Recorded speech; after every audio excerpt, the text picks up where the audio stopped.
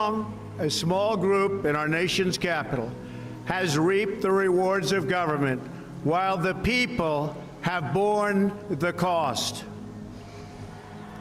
Washington flourished, but the people did not share in its wealth. Politicians prospered, but the jobs left and the factories closed. The establishment protected itself, but not the citizens of our country. What truly matters is not which party controls our government, but whether our government is controlled by the people.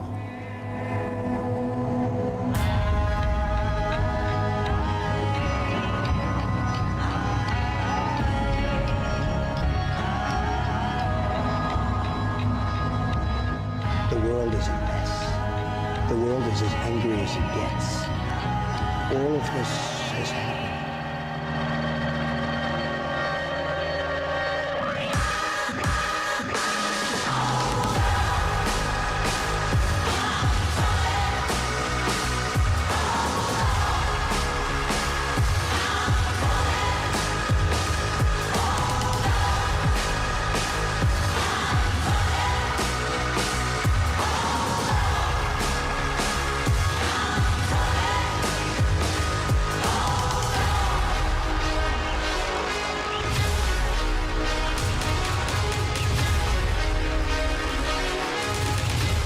From this day forward, it's going to be only America first.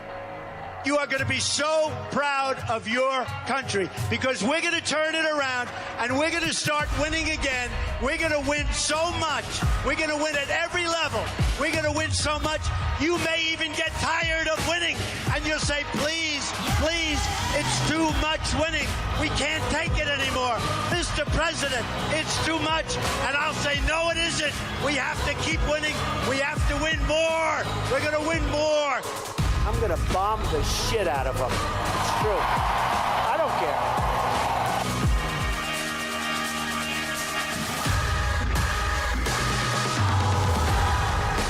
2024 is the final battle To save our country from destruction. We will make America wealthy again. We will make America strong again. We will make America proud again. We will make America safe again.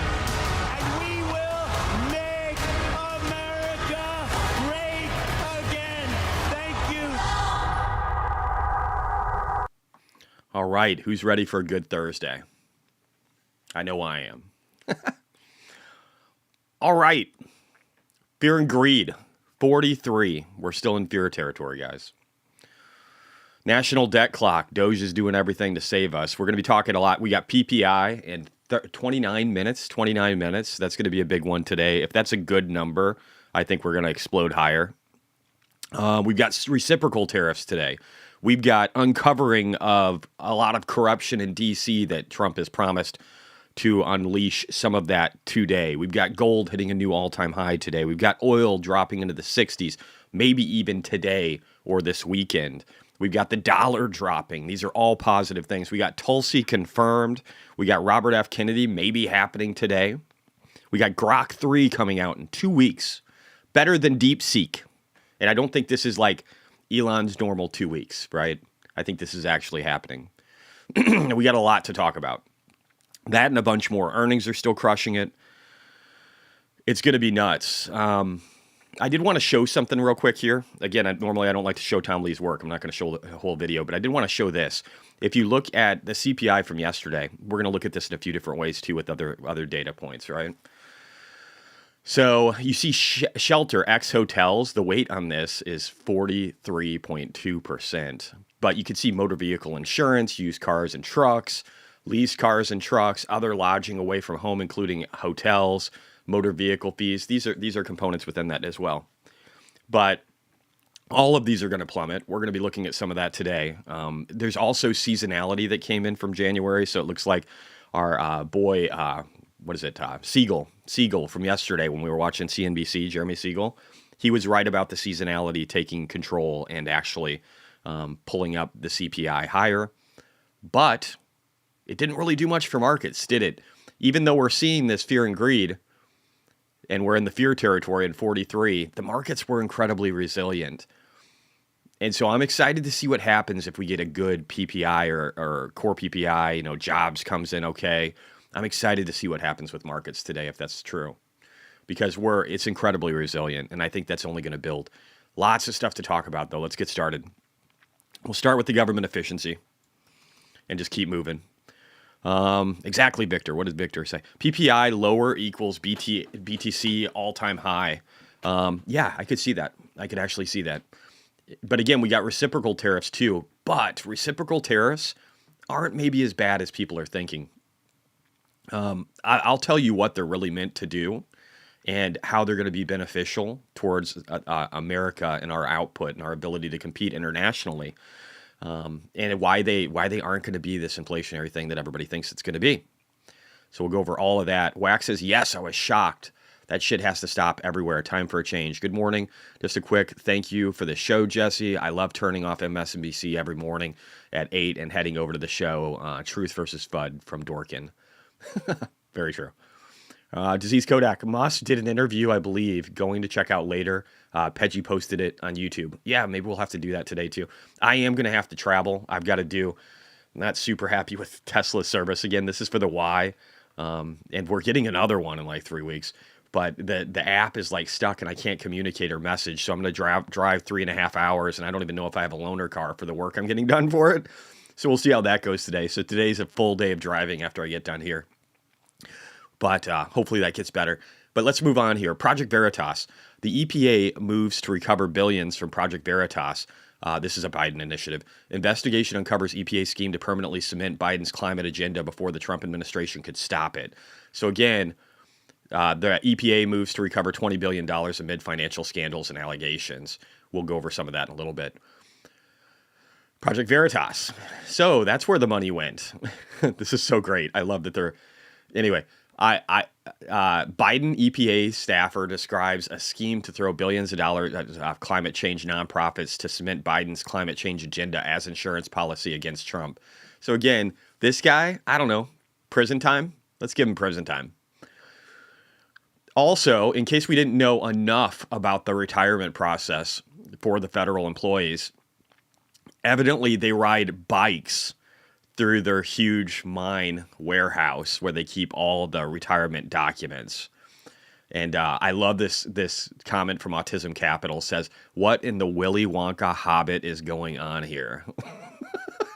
It really is fucking insane. That's going to be shut down. America. So this is the America PAC that's funded by Elon Musk. It says the Pentagon spent $32,000 replacing 25 cups and paid over 8,000% for soap dispensers. This is the tip of the iceberg. James E. Thorne says Elon has done more in 3.5 weeks than Reagan did in 8 years. And Reagan's actually my favorite president, possibly because he's the best in my opinion during my lifetime. When I was a kid, I looked up and admired this guy. He just seemed genuine. He was hardworking. He was driven. And it was a time where America started to be a place you wanted to live again. And he's right. James is right. He's Canadian, but he's right about this. We've done more in 3.5 weeks than Reagan did in 8 years. He said Wall Street and the Fed are wrong. Again, the difference, technology. Elon Musk, glorious. And again, we're doing all this paper trail shit. They don't even have IT at the White House. There's just all this broken shit. He said Elon Musk's glorious rampage through official Washington is the office of Washington is something from a dream. Many conservatives and some Republicans have fantasized for decades about laying off bureaucrats and shrinking the government. Nobody's ever pulled it off. Even Ronald Reagan, the greatest apostle of smaller government, couldn't achieve this in 8 years, what Musk has done in 3.5 weeks. The billionaire businessman is less an apostle than an avenging angel. The Department of Government Efficiency is the change we've been waiting for. Democrats ought to love DOGE, this article says. We're living in exciting times, guys. Elon Musk, the White House now has tech support. The Matrix is being reprogrammed to make success of one of the possible outcomes. They did not expect this. We watched a little bit of this yesterday, just Joey Lonsdale talking about how Doge can't be stopped because it's a very technical team. I agree. Elon Musk, organizations are no longer going to receive vast amounts of taxpayer money for nothing. The people deserve good value for money. Doge designer. Doge just canceled a $25,000 award for empowering LGBTQIA+. I don't even know what all these what does all that mean? Refugees in Greece. Again, just more good stuff. And there's one I think I missed. I don't think I refreshed. I'm going to refresh real quick and see if it pops to the top. Yeah, right here. Okay. So the Department of Government Efficiency, in case you guys don't know, they have an actual like X account and you can go to the website. Okay. They've got a website now and you can look at what's happening and what they're doing in real time. It's kind of a clone of what we have for X, but they said initial site, 1, X feed posts, 2, consolidated government org chart, enormous manual effort, consolidating 16,000 plus offices. So they got a digital version now that's consolidated. Summary of massive regulatory state, including the unconstitutional index, ratio of rules written by unelected bureaucrats to laws passed by Congress. So they're able to differentiate between those now. Coming soon, targeting Valentine's Day, description amount, so that'd be tomorrow. Description and amount of each cost reduction with receipts where applicable, overall savings scorecard. We will constantly be working to maximize the site's utility and transparency. Please let us know if there's anything else we need to do. We're changing the world, starting with the United States here, guys. Elon Musk, Reuters has paid millions of dollars by the U.S. government for large-scale social deception. The DOD, guys, the Department of Defense, this is literally what it says on the purchase order. They're a total scam. DOD paid Reuters $9 million for social engineering. The PO says social engineering. The Department of Defense was trying to manipulate us, and they didn't even, they had so much audacity that they just put it down for what it is. Fucking insane. My buddy Felix from Hong Kong, kind of a communist. Not so much anymore. I think he's leaning a lot more towards the West, and he's really loving what's going on in the U.S. And I can't really blame Felix for liking China and Hong Kong, or at least Hong Kong, better than he liked the UK. I mean, look at the UK. It's a shithole. But he said 24,000 employees at the Fed. They literally achieved nothing. Every forecast is wrong. Powell admits it's not science. I'd slim it down to 6 people. So Vivek Ramaswamy, let's just listen to his take here on the Fed. The dirty little secret in financial markets, Laura, is the reason people pay attention to every little word of the Federal Reserve is not because they have some unique insight. It's because markets are looking for how the Federal Reserve is often going to mess it up next. These people have messed it up royally for the last 25 years since the academics took over the Federal Reserve and the managerial class in the late 1990s. They've actually been adverse to the interests of American workers. They've been trying to balance inflation and unemployment, mostly doing a terrible job on both. It's like trying to hit two targets on a dartboard with one arrow, badly missing on both. The reality is the Federal Reserve needs to go back to one purpose of stabilizing the U.S. dollar as a unit of measurement. And by the way, they don't need 23,000 employees to do that, which is what they have today. They could have a 90% headcount reduction and, frankly, do a better job so none of those excess headcount is going to find these new tasks to pursue. Another Doge I think that's the target. right path forward for the Fed. You're still doing Doge. He's still doing Doge. Yes, she's right. And I think it's a 95% reduction. I think you could get the Fed down to, and there is a point to trying to create stability around the dollar. But you could or just let it trade free in the markets and create the right incentives for it to do well. But whatever, we could get rid of a vast majority of that. I think it's coming. So that's the Department of Government Efficiency. We're going to jump to the Trump section. There's a lot to talk about. Tesla looks great too, guys. Tesla's up 2.32%. We'll talk about why that is in a little bit. So for a second, I thought this was a parody. The Democrats. Here's what Democrats did today.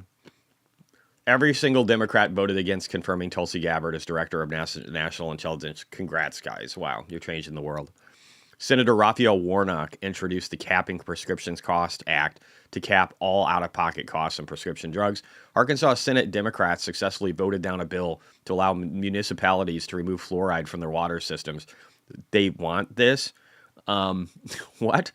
A coalition of 191 House and Senate Democrats sent a letter demanding the removal of Elon Musk operatives from the CFPB. Democrat Ken Jenkins won a special election for county executive, soundly defeating his Trump back.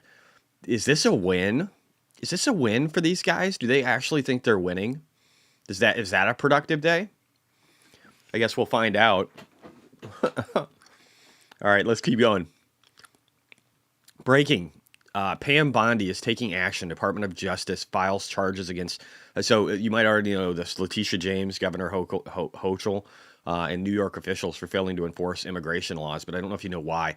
New York's green light law gave illegal immigrants driver's license and blocked federal access to records. So, sorry, I got a halls in my mouth. I'm just going to chew it so I can talk better. So these guys are probably in deep shit. Love it. EU trade tariffs. So we're talking about reciprocal tariffs today, right? So are those going to be good or bad? I'll let you know. They're going to be good. Why are they going to be good? Well, let's look at what they're trying to accomplish. So right here, if you look at especially the pink, like blue, but really pink, where you have 5 to 10 points, and then these are percentage points, and then yellow, where you have 10 or more.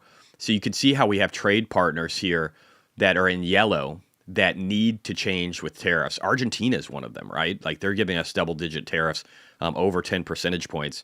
India is one of them. Most of Africa, almost all of Africa, is either between the 5 percentage points to 20, 25 percentage points. So our goal is to make it to where trade is more free and open, and we reduce the amount of tariffs that are on American products, especially if we're going to be a manufacturing producer for the world. So the tariffs, reciprocal tariffs, are literally just saying, hey guys, it's the opposite of what people are trying to portray this as. They don't want to tariff the shit out of these third world countries. That's not the goal of reciprocal tariffs. There are punitive tariffs that we'll do with China, that we'll do with other countries to make them, like we did with Canada and Mexico, to make them abide and actually help us, right? And help us defend our borders, help us keep fentanyl out. There's punitive tariffs where we'll do that to push people's hands and make them bend to our will. Reciprocal tariffs, though, are not meant to do that. They're meant to allow us to be able to open up these markets for our goods and make it to where we're more competitive in them. And so there's nothing inflationary about any of that.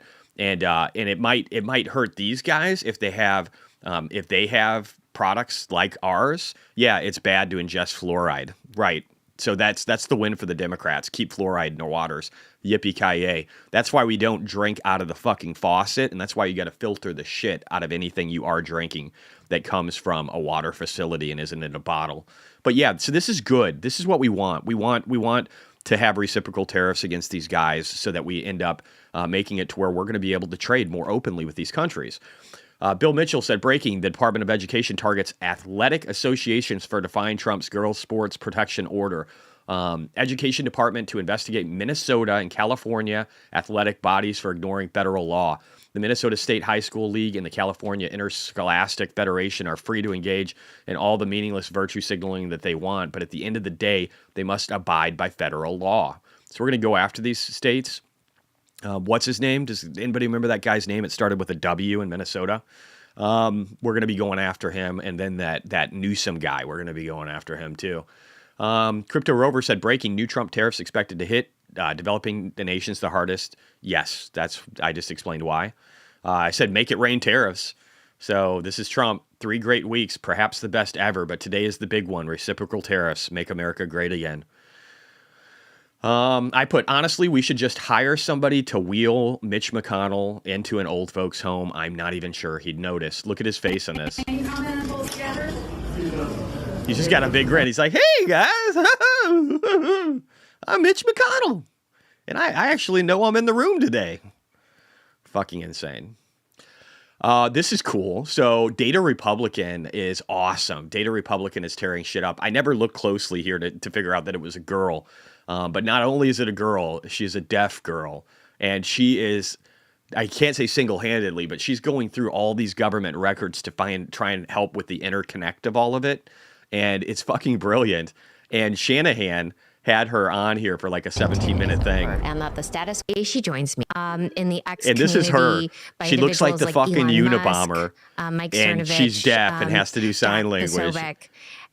Your investment. But I love it. I'm here. I love this version of reality, guys, where we have this deaf young lady in her bedroom uncovering the interconnects of all these pieces of government that are doing shady shit. I love this so much.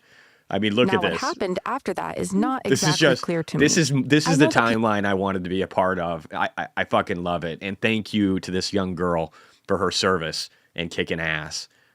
It's really cool. It's inspiring to see somebody so young working so hard. And again, these 19-year-old kids working so hard for really nothing, with death threats and everything else, just to make this country better. I love it. I love it. Rod R. D. Martin said, bombshell, China can't afford a trade war and Trump knows it. Yes, this is true. Let's roll through it. While the usual suspects, we're going to talk a little bit about China today too, and it won't just be me talking about posts. I'm going to show you other stuff. And there is so many bad things happening in China. We got 12 minutes, guys, until PPI. While the usual suspects wring their hands, the truth is that the trade war could crash China. It already is. They're in a depression. Scott Bessent literally said that China's entering a depression. Trump's timing couldn't be worse for Beijing. Right now, everybody, all the Western money guys, you guys are putting your money in Europe. Well, maybe not you guys. Putting your money in Europe and putting it in China. Stupidest fucking thing that could be happening right now. Stupidest fucking thing. So while the usual suspects wring their hands, the truth is that the trade war could crash China. Trump's timing couldn't be worse for Beijing. Agreed. Breaking, while everyone's panicking about Trump's tariffs hurting America, they're missing the real story. China's economy is on the brink of melting down. It's over the brink, in my opinion. Trump's timing couldn't be worse for Beijing. The numbers don't lie. Real estate sector imploding, retirement savings evaporating, weak consumer demand, local government debt exploding with no way to pay, aging population. Remember, 365% debt to GDP makes us look so good compared to them. Aging population, not enough young people to support the old, and USAID was supporting some of this shit. Anyway. Beijing's worst nightmare is becoming reality. This is real China, okay? This is real China for like half the fucking country or more. This is what life is like in China. This is how beautiful the dream is, right? You'll never see it, but this is the truth. Explosive, my friend, right here, I'm going to follow him actually, said the senior scientist who led the fight against the evil one-child policy reveals China's real population is 120 million lower than official numbers. Nearly the whole deficit is working-age people. This is way worse than anyone's reporting. He said 10 years ago, China could have handled Trump's tariffs, but now a trade war could be the final push that sends their whole house of cards tumbling down. I agree. They're going to disintegrate. It's happening. It's happening this year, guys. It's happening this year. I know other people might have told you in the past that China's going to fall apart. I'm telling you right now, this is the fucking year where Xi dies and China falls apart and potentially becomes a democracy. Because the powers that be will want to work with the United States. They'll want to embrace some kind of accord to get their economy back on track so that they don't get butchered too. I don't even know if the CCP exists after this, and this would be the best thing to happen for the Chinese people. They deserve their freedom. They deserve happiness. They deserve the ability to travel around the world. They deserve all the things that we have and take for granted in this fucking country. Communist Party is scrambling to respond, but here's what they don't want you to know. Their GDP depends way more on exports than ours. Yeah, it's a massive amount. We know that. Crucial detail, this isn't just about trade, it's about power. Unlike Canada and Mexico, China is our adversary. They want to dominate the world. Their military directly, vocally threatens the United States, but despite their tough talk, they're not ready for the fight. Beijing's retaliation is weak. Only $14 billion in tariffs. Pathetic. They did this because they don't want to escalate, okay? Targeting tech companies for regulatory harassment. Desperate. Threats about rare earths while Trump acts to diversify our supply. They're showing their hand, and it's not good. The truth about China's economy, built on exports, drowning in debt, government market manipulation, demographic disaster. BGZ, thank you very much for the 50, bro. I appreciate you, sir. Let me give that a little like here, little heart. Really appreciate everybody that supports here. And just you guys being here every day. And now they're picking a fight with their biggest customer, us. Trump gets, almost 40% of the stuff they sell really comes to us. And then 2/3 of it comes to us or Western nations that are heavily aligned with us and that will be willing to do whatever we do. Trump gets what others let slide. If they charge us 130%, we charge them. Why should we subsidize our enemies? Shouldn't free trade be free for both sides? This is China's worst nightmare. They've been gaming the system for decades. You got to remember, they had special status as a developing nation. We've been stripping that stuff away from them because of Trump. Wake up. It's not the Cold War anymore. Why are we still subsidizing our biggest threat, letting them steal our tech, allowing unbalanced trade practices? Time to end this madness. It's not about conflict. It's about making the rules fair for both sides. China's strength is a mirage. They are a paper dragon. I tell you this all the time. Tech sector impressive, but only 13% of GDP. It's not even that impressive. Real estate collapsing. Local governments broke. Consumer spending dead. The facade is cracking. Meanwhile, Japan, South Korea, India, Vietnam are eating China's lunch. So are Mexico, even the U.S. itself. Manufacturing is already moving. Trump's tariffs could push the whole thing over the edge. Bottom line, the old system is dead. China built their economy on unfair trade while destroying their own future. And unfair trade and Western inflows. While destroying their own future, the evil one-child policy, they're about to learn a very expensive lesson. There's no mood to bail them out, even if he could. So that's Rod. And again, he just highlights a couple of things and kind of talks through it. I'm going to show you data that gives you a lot more than that. We've got about 6.5 minutes, guys, until we see that PPI data, which I'm very excited to see. All right, constitutional crisis. I think I showed this yesterday. And this right here. So this is Defense Secretary Pete Hegseth. He says no NATO membership for Ukraine. No NATO membership. No return to pre-2014 borders. No U.S. troops in Ukraine, no more relying on U.S. for the majority of military funding. And I put, or Scott Jennings put, we may never lose again. This is a song that they put together. This is another big win for the Democratic Party yesterday, guys. They put a song together to rally the troops, and it was a thing of beauty. I'm going to play it for you real quick. You guys tell me what you think personally. I was just like blown away by it. Oh, which side are you on? Which side are you on? Tell me, which side are you on? Gets better. Which just wait. Side are you just wait. On? We'll fight against DOGE. We'll fight Elon Musk. Hitting those really high notes. No Elon's kept within our walls. We'll fight from dawn to dusk. Oh, which side are you on? I mean, it's just beautiful. I don't know about you guys, but I loved it. FBI arrest Boston councilman. I think I showed that yesterday, though. Oh, this is great, too. I think Maxine Waters let something slip yesterday. Let's listen to this. People of this country are being violated because all of our privacy is being taken up by Elon Musk and Trump, and we don't know what all they have on us. I'm sorry. You don't know what? Don't know what all they have on us. People of this. I mean, I'm sure she didn't mean that the way it sounded, but it's fucking hilarious. Breaking news, President Trump speaks with Russian President Putin, stating that both have agreed on a common sense solution to end the war in Ukraine, negotiations to begin immediately. Paging Elizabeth Warren, DOGE is looking at federal employees who had a high net worth despite low pay. And here's an open secret, the reasons investors pay attention to the Fed. Okay, we saw that one. Let's keep moving. House Republicans propose a $4 trillion debt limit increase. U.S. House Republicans propose $4.5 trillion tax cut. These two things in conjunction would be huge. All right, I think that's good for the Trump side. And again, we've got about 4 minutes, guys, before we get PPI. It's coming at us fast. Let me hop over. I want to go to Tesla real quick and talk to some of this. There's a lot of good stuff happening here. So Musk will withdraw OpenAI bid if ChatGPT maker stays nonprofit. Otherwise, he's forcing their hand in a very powerful way that's going to make it hard for them to get bought by anybody else. I love it. Elon says Grok 3 will be available in 2 weeks and will be better than DeepSeek. Well, I mean, DeepSeek was a lie, so I believe it.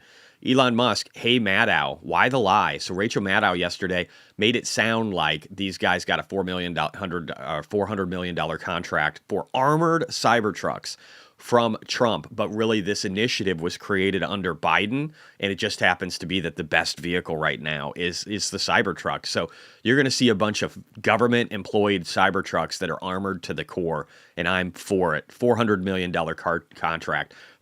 Thank you, Tesla. I hope you enjoy that. We'll look at Tesla, too, because it's looking pretty good, technically. We'll look at that this morning after markets open. Breaking, Morgan Stanley reiterates Tesla bull case of $800. That seems good. Trump has nominated an Apple executive who worked on autonomous cars to run that NHTSA. This is good for Tesla, guys. I'm sorry, it just is. Why Cybertrucks would be a better fit for the U.S. government over their existing vehicles. Cybertrucks have 67% parts sourced in the U.S., Canada, while the Chevy only has 37%, making it more American. Cybertruck fleet will cost much less to maintain, saving tax dollars. Cybertruck could act as a possible portable power bank when needed. Tesla could supply portable megapack supercharger stations wherever, meaning they will always be juiced up. Government vehicles spend a lot of time idling and wasting fuel without any modifications. Cybertruck comes armored from the factory, would need windows, etc. Technology and UI integration could be next level. They could function autonomously if needed. I mean, it's just better on every count, guys. He denied the deal. Well, it hasn't happened. It hasn't happened. This hasn't happened. This still has to have approval to go through. Is that what you mean? If you've held Tesla for years, you're used to all of this. It's no thing, more BS, all noise. Thesis hasn't changed, only improved. So yeah, here's my understanding. Tell me if I'm wrong. Give me some links if I am. But this is a deal that hasn't closed, but there is a contract for this. Tell me if I'm wrong. Your thoughts on Tesla stock and Elon getting more negative exposure. All the lefties hate him. Fuck the lefties, man. Fuck people who won't buy a car, the best car in America, the best car made in America, because they don't like Elon Musk for saving us a bunch of money and making it to where we're on a sustainable course. I don't give a fuck. That screams noise to me. It screams bullshit. I don't care about that. Fuck them. Fuck all of them. All right, let's refresh. We got data grinding, guys. 1 minute till PPI. 1 minute till PPI. Get ready. What do we got up here? We got Great Britain. Better than expected growth rate. Nice. GDP year over year. Slightly better, or 0.4% better. Looking good. Industrial, it's sunk forever. Looking good, though. Great Britain's data looking good. Shocking. Elon is ironically Robinhood. Yeah, he is. He's the richest motherfucker, and yet he's giving back to the poor. It's weird. I know. Tyler, what site do you track live economic data? Trading Economics. It's right up here at the top. It's a great site. It's got everything, guys. It's got currencies, commodities, stocks, bond, crypto, earnings, forecasts, news-related events. It's a great site, and it's free. They might have a pay service. I've never used it. I don't know. Do you think China will collapse, will impact U.S. securities? Yes, I do. I think people will pile into them. Works for us, doesn't it? All right, PPI month over month. Oh, I hate it when they put all this shit up here. Get off my fucking screen. 0.4%, so 0.1% higher than consensus and forecast. Core PPI, 0.3%, 0.2% higher than forecast, comes in at consensus. Let's see. Initial jobless claims, lower than expected. Continuing jobless claims, lower than expected, just barely. Core PPI year over year, 3.6%. Forecast was 3.5. Consensus was 3.3. So this is hot, but like mildly hot. Let's see real quick. We might run to Rick Santelli. So let's see. X food and energy trade month over month, 0.3%. So when we subtract energy and food and trade, we've got a slightly hotter number. X food energy trade year over year, 3.4% versus 3.3 forecast and 3.2. PPI year over year, 3.5 versus 3.2 and 3.4. So this is hot, but it's mildly hot, and I'll be interested to see what the breakdown looks like. Let's, though, jump over to our boy Rick Santelli and see what he has to say, see if there's revisions in previous months, things I can't easily see on the screen that I'm in. Let's get back to Ricky. Ricky, where's he at? Come on, Ricky. Why'd you freeze up on me, Ricky? Let me just try this here. I don't know why this is just frozen. Let me refresh again. Something got weird. 1 second. All right, so let's see how the market's doing. So Bitcoin's not really going anywhere. That's interesting. 1 sec. I'm going to try and go back. I think, no, it's just their problem they're having. All right, we'll have to go live. 3.1 coming in, comes out at 3.4. That would be the warmest going back to, you guessed it, revisions are a little but later this case, anyway, so March probably good. Of 23. Now, let's look at these revisions because they're substantial. And remember, like yesterday, here we go. Substantial there's revisions. going to be annual revisions, so not just what I'm looking at, but going back years. Okay, the headline number at 0.4 now follows 0.5 instead of up 0.2. Ex-food and energy up 0.3 now follows up 4 instead of unchanged. Ex-food, energy, and trade up 0.3 instead of following up 1/10 follows up 0.4. So those revisions changed everything sequentially. Everything now seems lower. But listen. It's that down, really isn't going and to change the 10-year is dynamic. dropping. The market smells this one. Interest rates reverse after looking at the first couple of monthly numbers, and which means TLT revisions, could now still up go up. 461 on a 10, which would be minus 2 basis points net change. We see that the pre-opening equities at first rallied a bit. Now they're back down, but the numbers aren't large. I see Dow futures, which were up 1, are now down 5. 3, 2, Seems 1. like a bounce so day to me, getting guys. Right back to about where they were. What's interesting here is even though yields are... I think this will be the last time you see these kind of crazy revisions, Mike. I do think it should be investigated, but I also think that they're going to make it to where it never happens again. I think that's like a guarantee. They're a bit lower now, 10-year and 30-year. The revisions actually made it to where it's not that hot. So, and right now the 10-year is down 0.5%. Let me just pop this over here real quick. So the 10-year is down 0.5, and again, megaphone pattern, breaking up, looking to roll down. One could almost call this a shoulder, a head, double head, and then getting ready to roll over here, or like almost a triple top.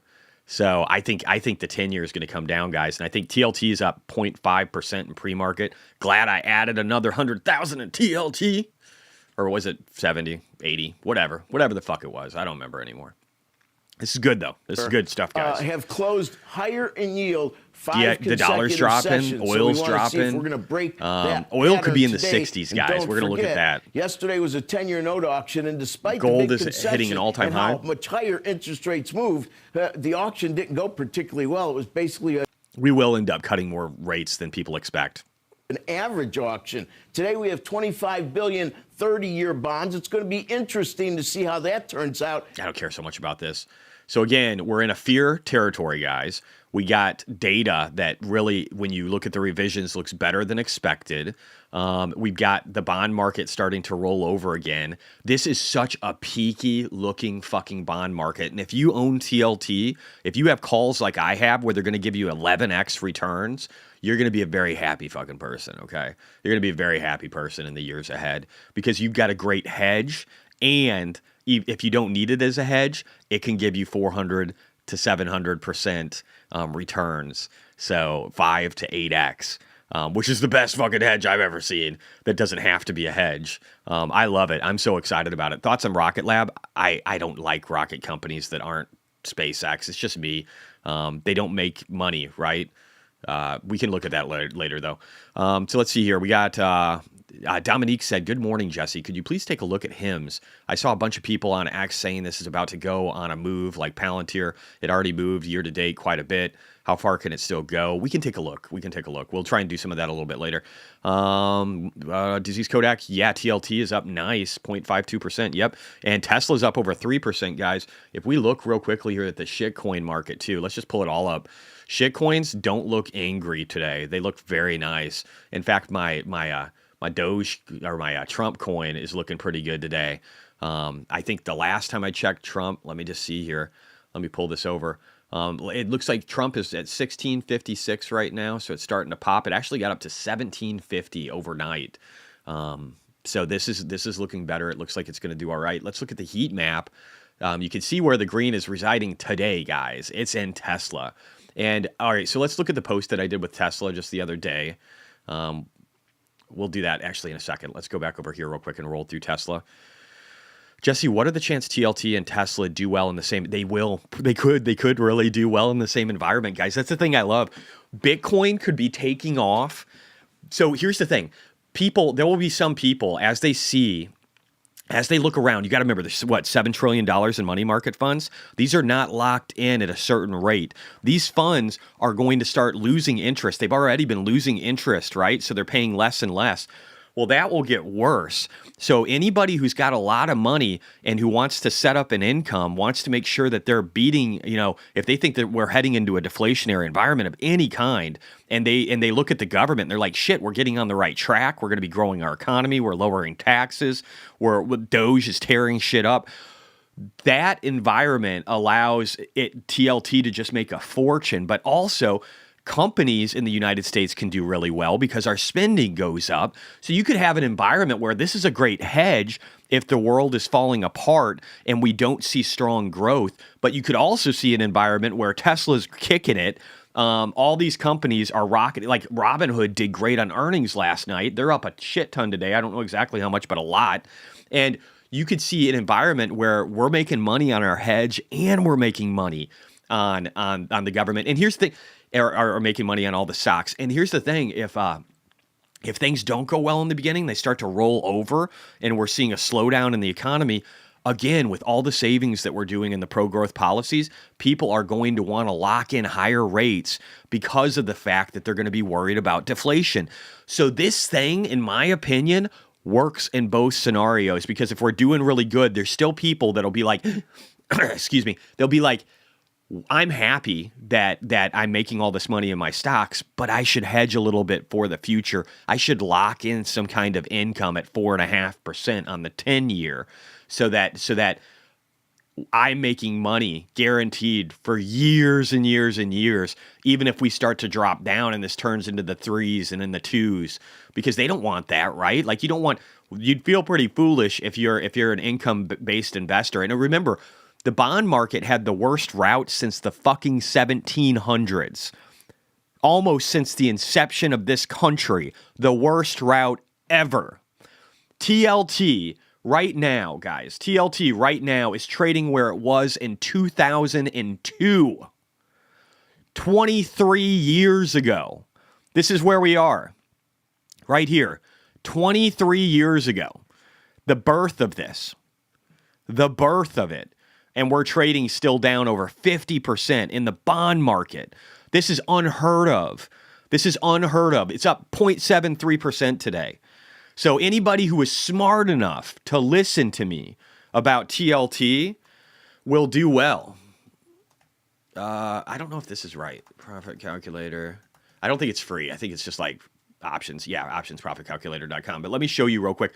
I'll show you some of what I have here for these options, and I've got them in two different trades. I've got the 110s and the 100s. I'm just going to pretend like it's all 110, and then we'll just mentally lower it a little bit. My only regret is that I don't own enough TLT. Yeah, I hear you, bro. I own a lot. I have over 600,000 probably this morning in TLT.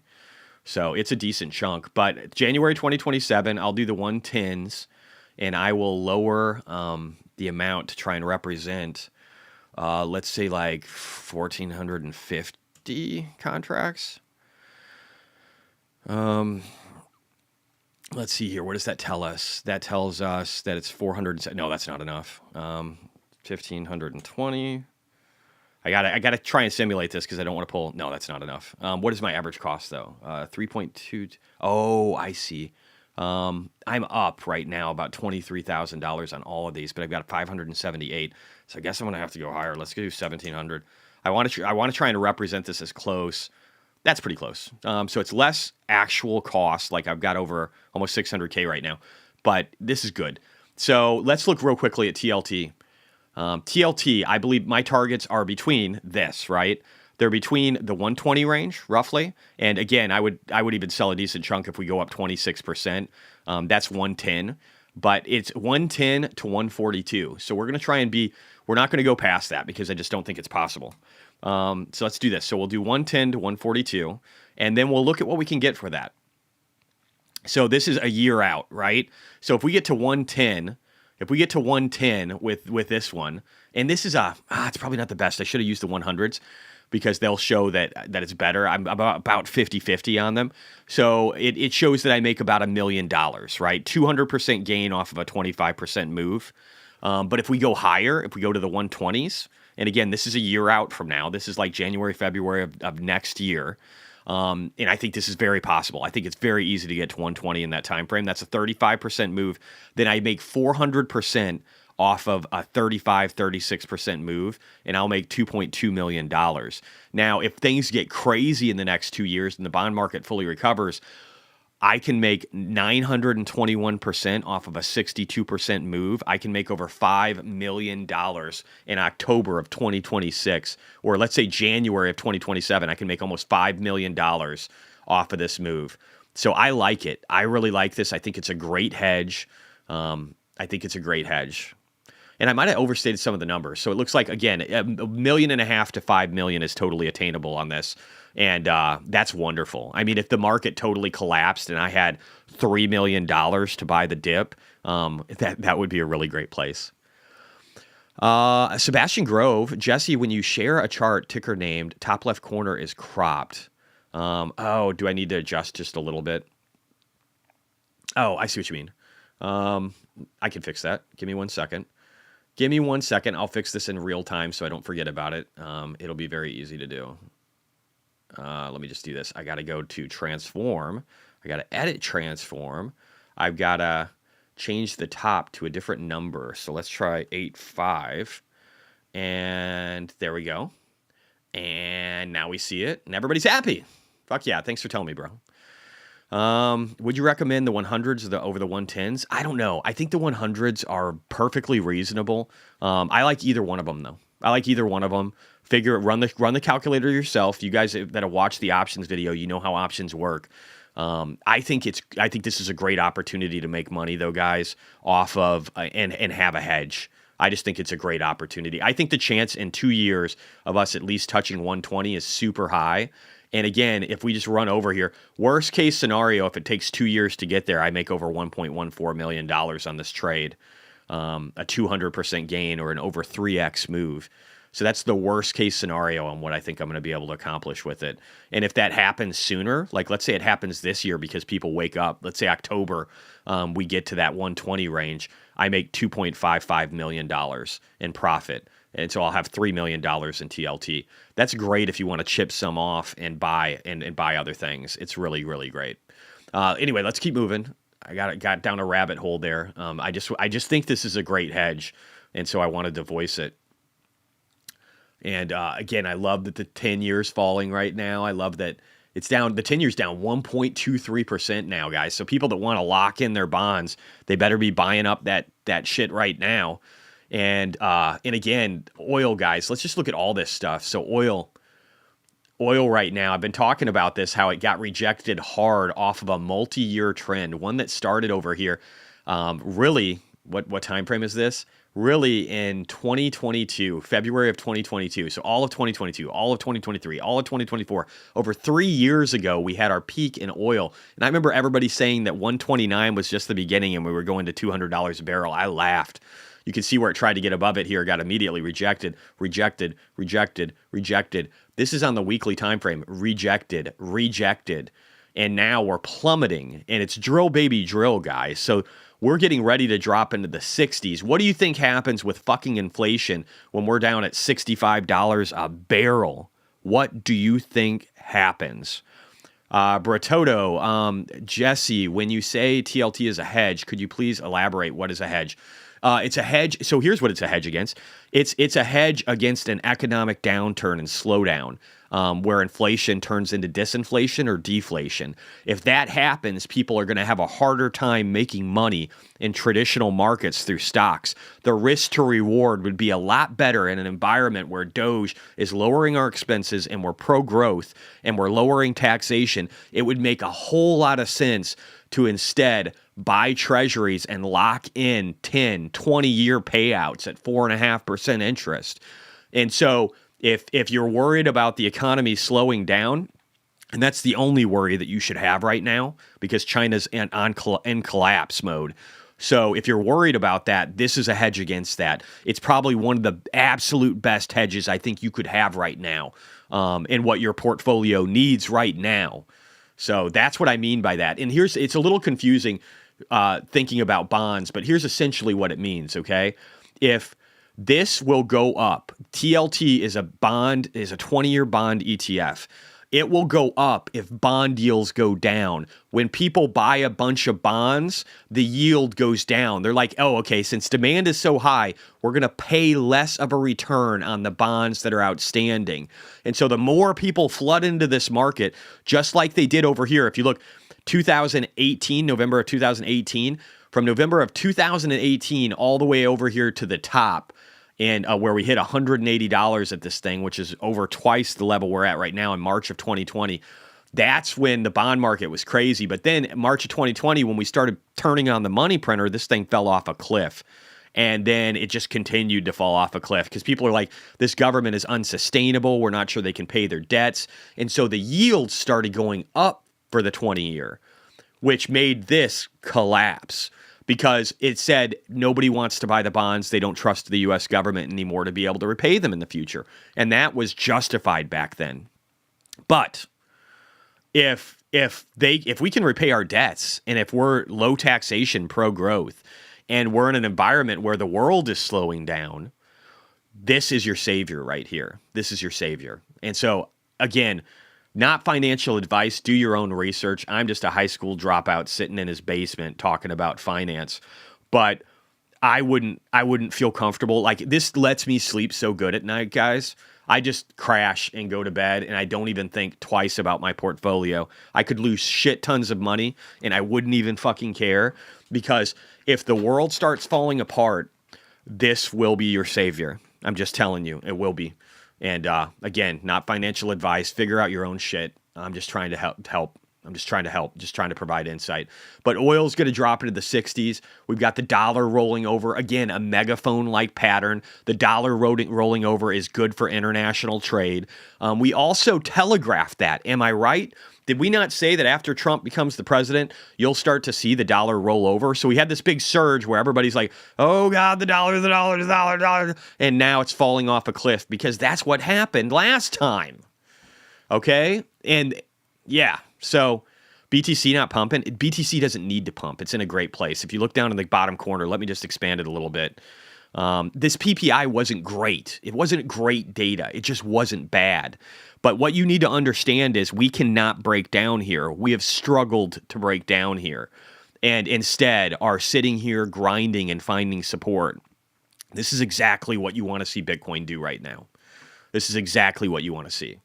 So I'm loving it. And again, Tesla's up 3.37. We've got our TLT up 0.78%. Hood is probably crushing it today. Let's look at the heat map again. Where is my heat map at? Where are you at, heat map? Right over here. I don't even know where Hood finance. It's so tiny. I don't even know. Whatever. It's doing well. We can look at the stock stuff in a second. We'll take a look at it. But let's get back. I want to get back to news-related events. We got lots to talk about. Gold at an all-time high. BTC is next. Yes, that's actually a really good point. If you look here, guys, and I'd have to do some math to make this work, but I'll just show you visually. So you can see. Let's go back here. So, yeah. So you can see where we had a large run in gold from like September of 2023 up to here. Then we had a breakout in gold, right? In March, we've had a massive breakout, March to April, but Bitcoin wasn't doing that good. It was consolidating. So let's look over here in 2024. Let's look at 2024. Yeah, so I'll just show this. I'll compare these two. I'm going to pull this up. I'll lose my little chart in the bottom, but this is worth doing.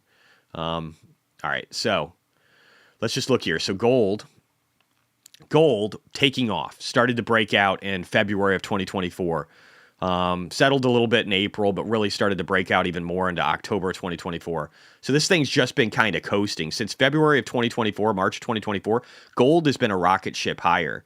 But if we look over here, Bitcoin is just a delayed version of that.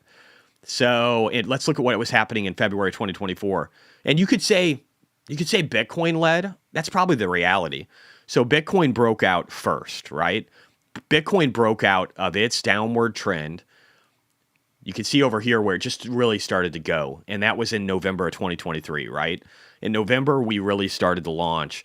By the time we got over here to January, we're way up here at 46,000. So we went from like 29s to 46, all the way up in March to 73,000. Okay? So we got way the fuck up here. We went up super fast by March. Then what happened with gold? Then gold started to break out, right? Gold finally had its opportunity. So Bitcoin took a pause. Gold started to break out.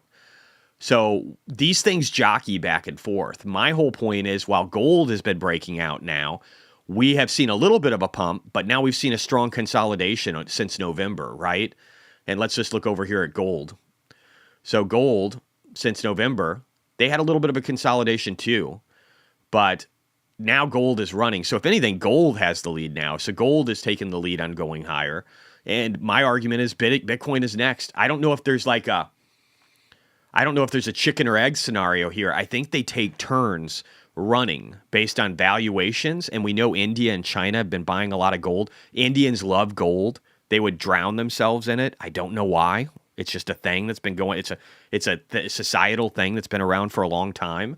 And the Chinese also believe that gold is the way of the future. They wanted to make this the thing with BRICS, that they had all the reserves of gold. But the U.S. isn't embracing gold so much, okay? Ignore the rumors about a gold standard. That's fucking ignorant and stupid. There is no way to make a gold standard anymore. There isn't enough gold on Earth to be able to make it to where our debt can be tied to the price of gold. Unless gold goes up exponentially. And there's nothing about the U.S. government that says that they're likely to do that, okay? There's nothing about that. If anything, they're embracing Bitcoin and crypto. And we're talking about strategic reserves that hold Bitcoin. And we've got Cynthia Loomis literally saying, dump all the gold. You would fuck China. We'd also fuck India. I don't know how great we'd want to do that. But we could do it slowly. We could make it a transitionary thing and then buy Bitcoin. And I think that's the direction. All these people in power under Trump, guys, are pro-Bitcoin. All of them. I think Trump's still kind of a shitcoiner, judging by Trump coin. But all the core people in his administration understand the value of Bitcoin. So my whole point is, I actually think that we're just seeing a front running with gold on what's going to happen in Bitcoin. And I'm all for it. I'm excited about it. Let me see here. I'll maybe put this down in the corner again, just so we can track it. But I think Bitcoin is doing great. I think it's doing exactly what we want to see. And don't worry about it pumping right away. The Indian people start buying since the movie 007 Odd Job with Cicada. Is that when? I figured it was a lot longer than that. But I'll take your word for it. Let me go to the stock real quick here, though, and put this thing back. Bitcoin. That's not Bitcoin. That's ARKG. That's Bitcoin. All right, there we go. We're back. Oh, and I better adjust this a little bit because we want to get it to where it fits the screen. All right, 1 second. There we go. Now we got stuff. So I actually think this is a brilliant move. I think we're finding support on the 100 moving average of Bitcoin. And looking back, I mean, I think that's a great place to bounce. Who knows, though? Maybe tariffs will get crazy. Things could still drop. I'm feeling really good about my TLT being up 0.8% today, guys. There are rumors of forced technology transfers for TSMC to Intel or some kind of agreement to boost Intel as a U.S.-based chip maker. Is Intel the best one to do that with? We actually have TSMC coming here, but I could see a forced technology transfer. Why not? If we're going to give certain guarantees to Taiwan, too, we should have something like that. Do you mind sharing your expertise on Tesla 2027 960 Leaps? Yeah, we could look at it. Give it a sec. We got about 35 minutes, guys, until the bell tolls. And we'll pull up Tesla chart first. Let's look at that just to start off. So Tesla chart looking good. Again, so we were above this, and I was like, hey, guys, the chart looks good. We're finding support. Got down to the 200 again right by close. The Tesla just got sucked out. Like somebody was thinking they were smart and selling a shit ton. Now, though, with this news about the armored vehicle and just, again, many other things happening in the Tesla world, we're seeing Tesla back above this peak volume, which is looking good in the 346 range. If we can maintain this, we're going to end up bouncing higher. So we'll see what happens. But I think some of the negativity is overblown. Again, it just was incredibly oversold on the 4 hour. Let APP go into the moon. Now let's look here real quick. Let's look at, so targets for, what did you have for a target? 960. That's an incredibly high number. For what? For 2027. I don't know, dude. That's a crazy high number to me. I wouldn't go that far out. You could be conservative and go to 500, like the 487 range. You could go to 600. This is a retracement, so getting close to 600 is like our next leg. So that wouldn't be too bad. I just worry that it's going to be hard to hit this number, dude. It's going to be really hard. It could do it by 2027, but it feels to me like the better play would be like 600 and get a little bit less of a return and confirm that you're not going to lose everything if it doesn't hit the target. Because 970, I mean, you're deep, or 960, you're deep out of the money. It's literally as far as it goes. So I don't have this many contracts, obviously. Let's just do like 100. Let's pretend we have 280,000 contracts. If this thing gets to 990, you'll make 7%.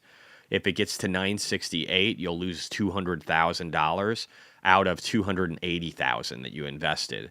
So this thing would have to get really to 1,200 by 2027 or 1,500, which is significantly higher than where we are today. It could do it, but I don't know. Like so you're getting a 5x the underlying, which is a good number, right? You're getting a 5x the underlying if it gets that high. But if it only gets to like 1,100, you're getting 1.5x the underlying or 1.7x the underlying. I think this is just too far out of the money, in my opinion. I would feel much more confident for January 2027 having a target around 600. And again, you got to look at the NASDAQ site that we have over here.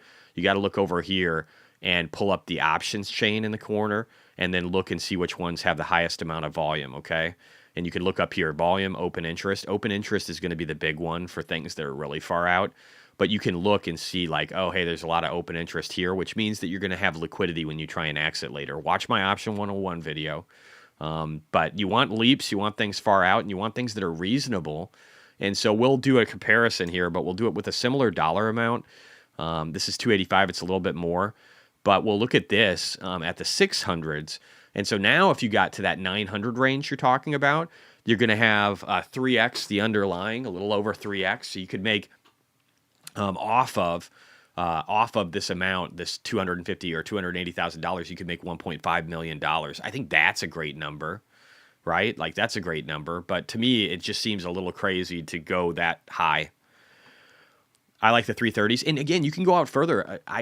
Again, look at the different ranges, guys. But Tesla can easily go to this new high and test. I think the 600 range is a great one. I haven't looked at the contracts. Probably should. If I make a bunch of money off of TLT in the days ahead, I'll probably start to slowly chip away at that and add that to other contracts for Tesla and things to be able to add to my positioning. Because right now with Tesla, I'm probably only sitting...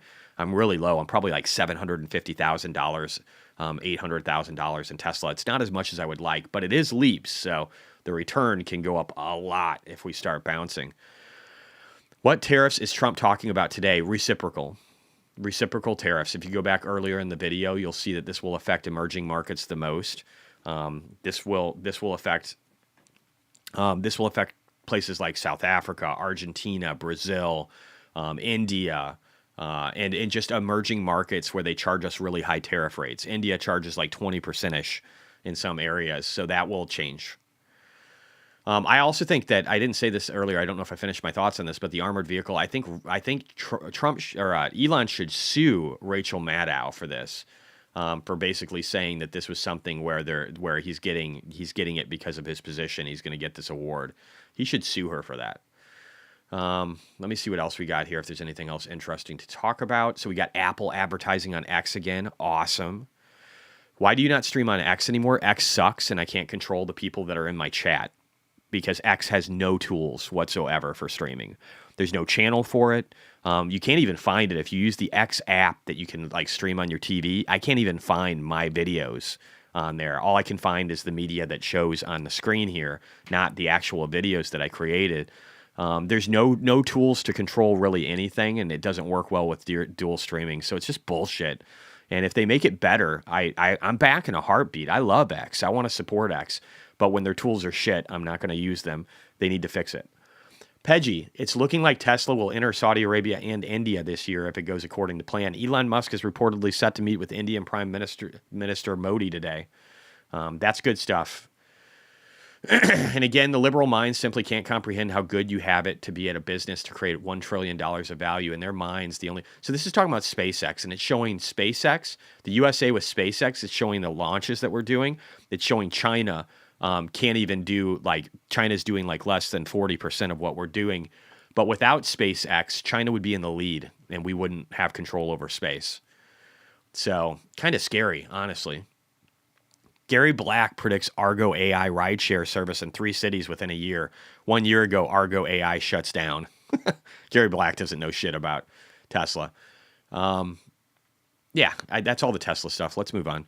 Jesse, can you update your portfolio pie in Discord? Didn't I?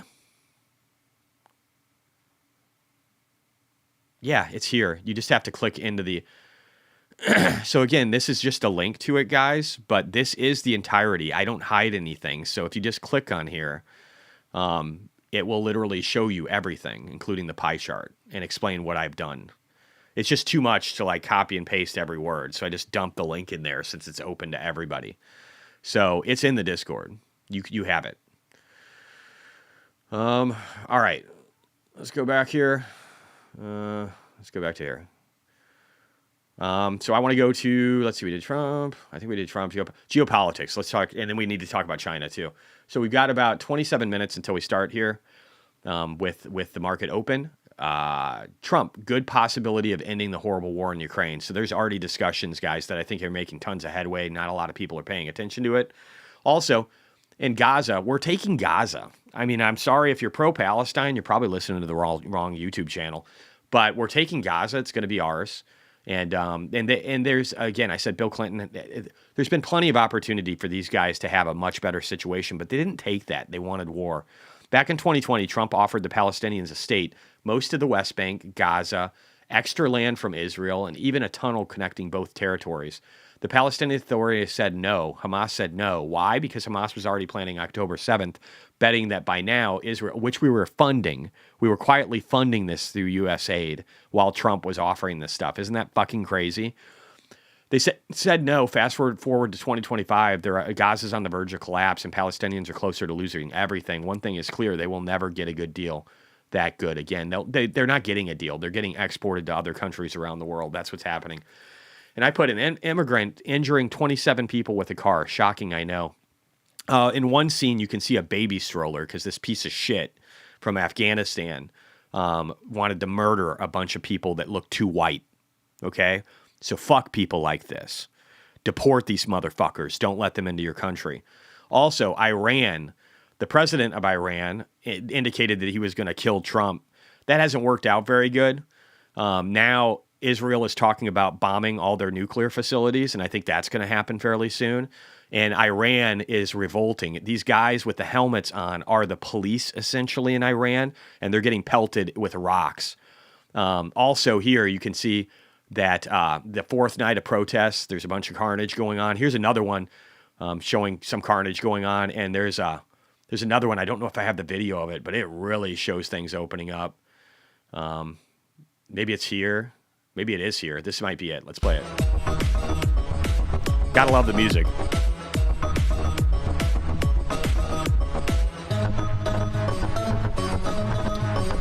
So Iran,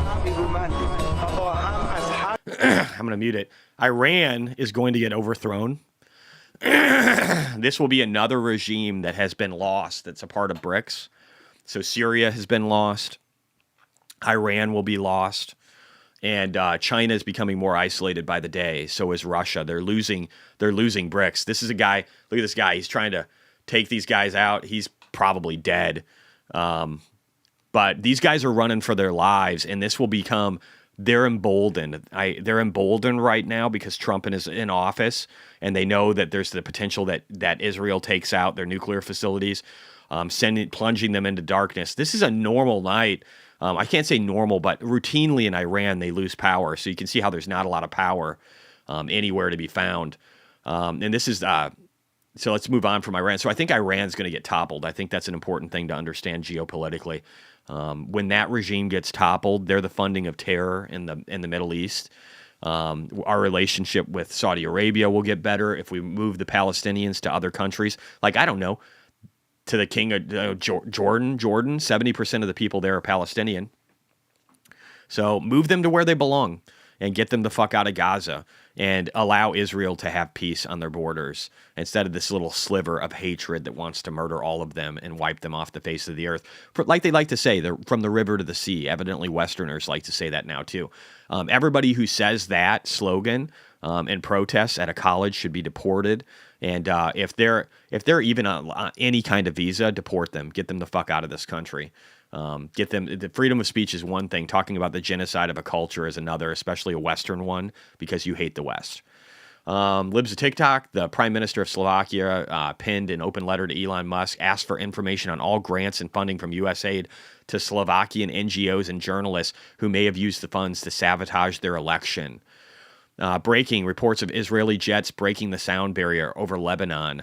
There are reports of Israeli jets breaking the sound barrier over Beirut, Becca, Dahaya, Janub, Mount Lebanon, Jabil. After months of peace, this has brought back fear among people of Beirut suburbs.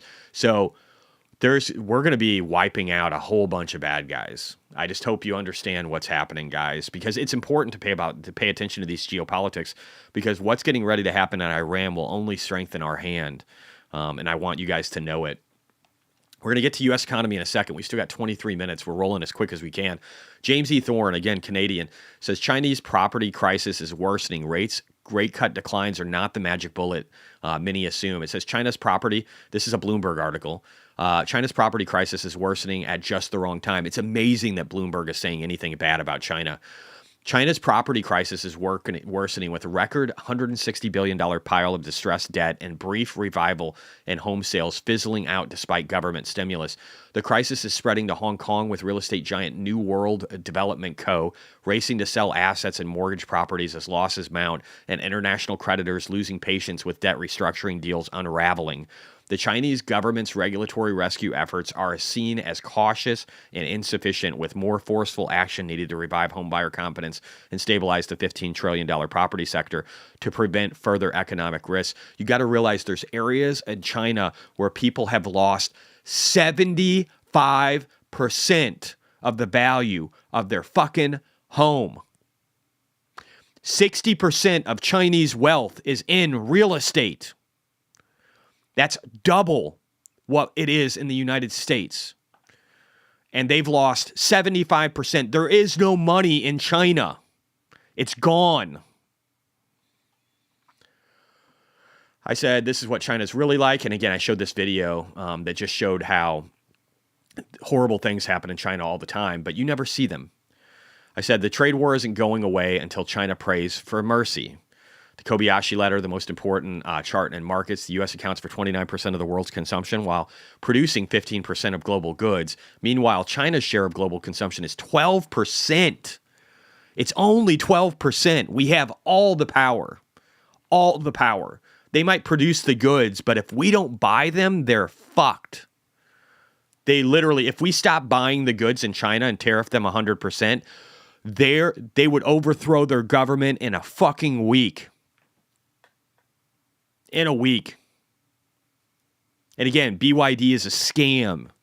They haven't paid their supply chain people in 9 months. What happens when the supply chain people go broke and there's nobody to give them their fucking parts?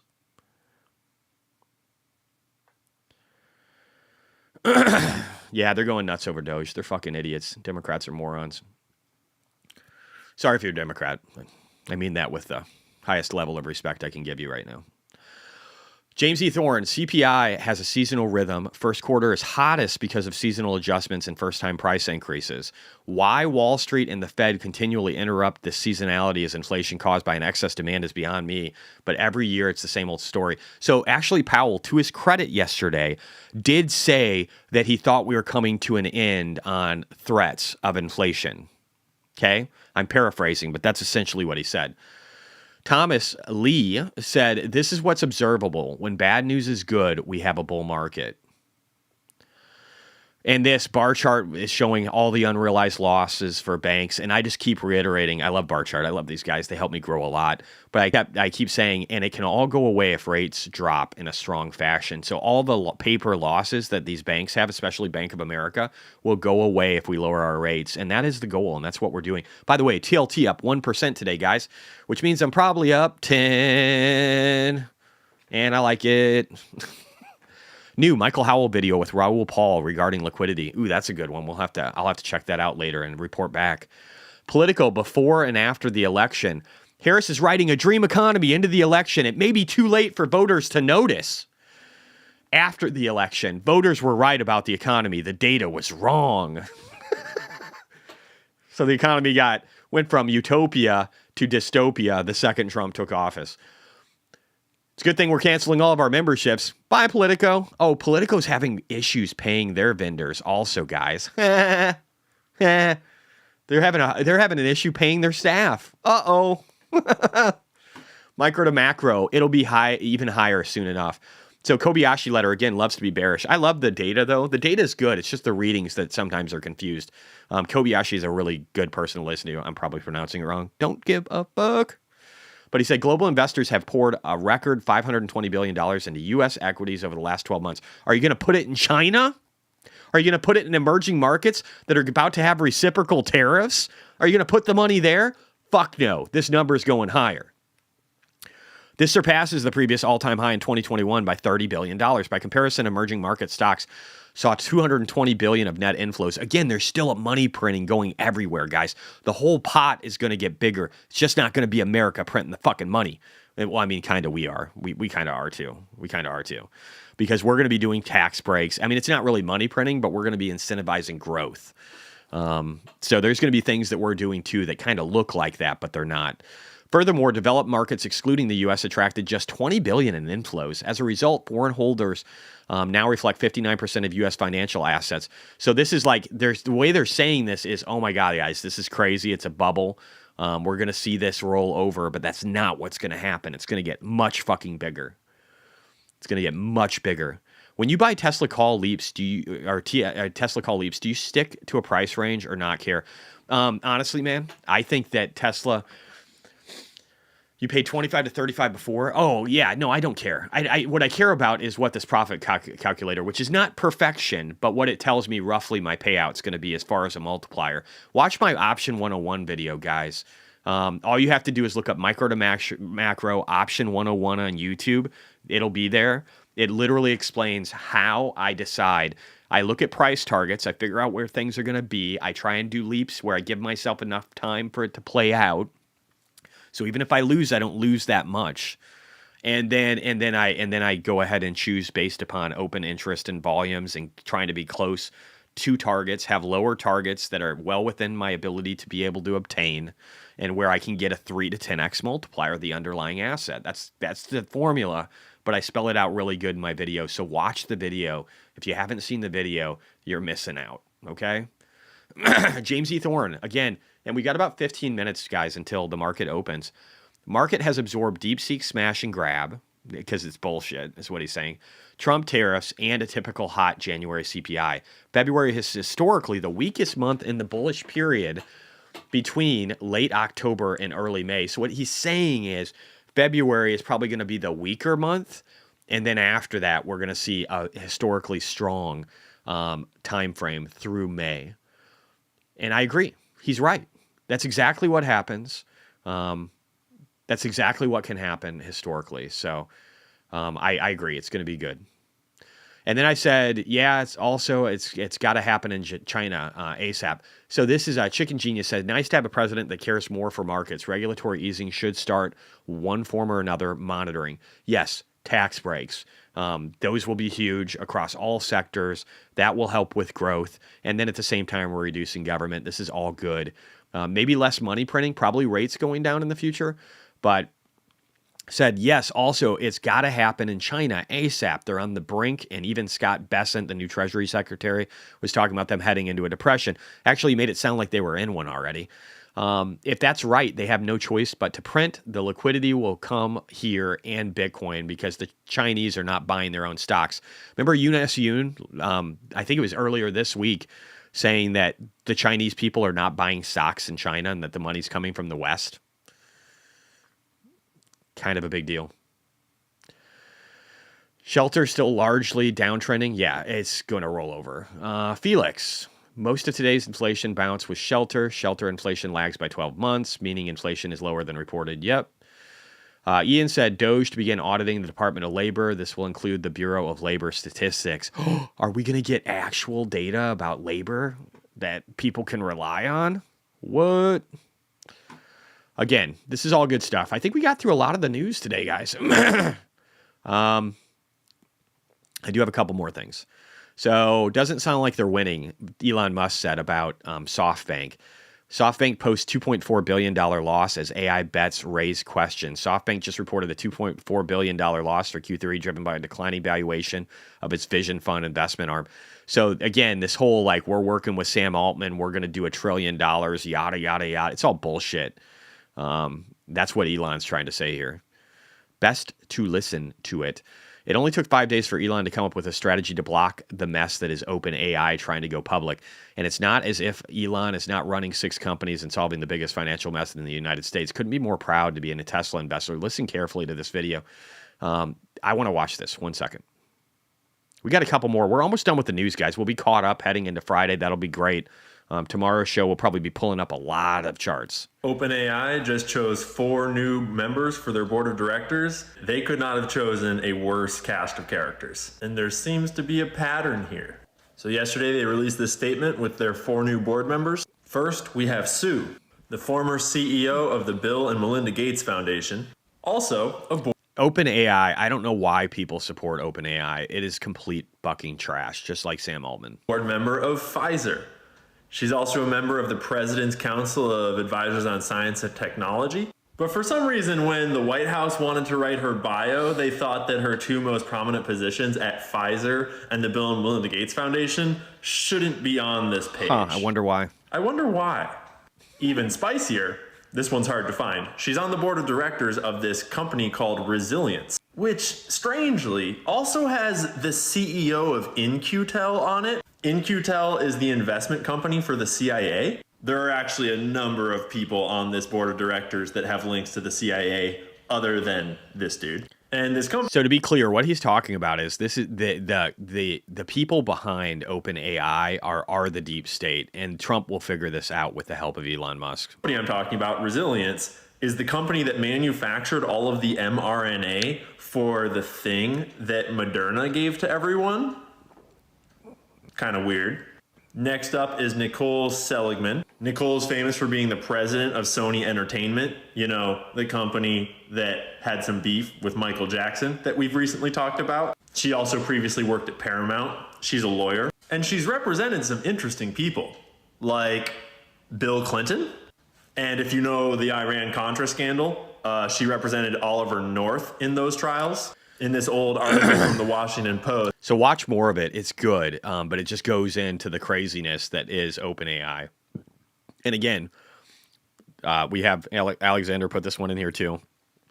This Wall Street Journal article talking about how it's pure genius what Elon has done to try and block these guys from being able to turn into a for-profit company. Bitcoin's down to 95,850. So again, just kind of falling down a little bit. Let's see where we're doing on other stuff real quick. What's Tesla doing? 3%. So again, we've started to lose just a little bit of the gains that we got from the initial pop, from the PPI reporting, and people starting to realize that you know it's not as bad as it looked. Now it'll be very crucial to see what happens. Tesla is still it's above that green downward trend line. Here, let me just show it over here again. It's above that green downward trend line, but it's also not too far. So we're up here right now. It's not too far from the 200 moving average on the daily or on the 4-hour time frame.